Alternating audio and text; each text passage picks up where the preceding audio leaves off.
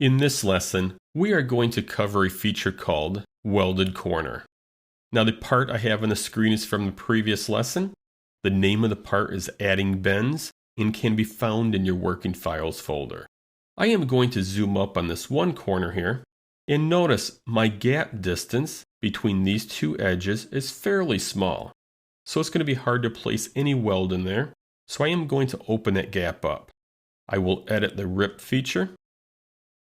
And I will change the gap distance from 0.1 to 1. Close the rip feature, and now you see a much larger gap. Let's add a welded corner.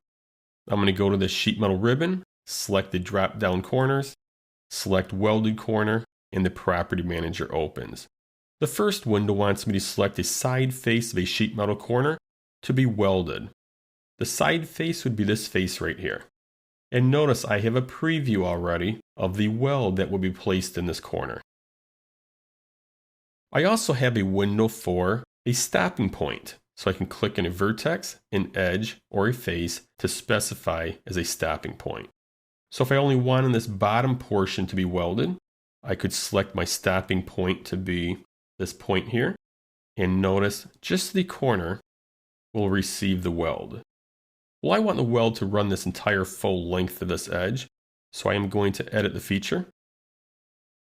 I am going to clear the window for the stopping point and select my new stopping point at this top vertex. And now you see the preview, and you also see the preview down here. Next in the property manager is add fillet.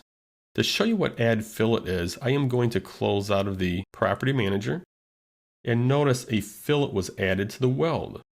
However, if I edit the feature and uncheck add fillet, notice it's a sharp corner weld. I'll edit the feature once again. Let's add that fillet back in. You can also add texture. This is strictly cosmetic.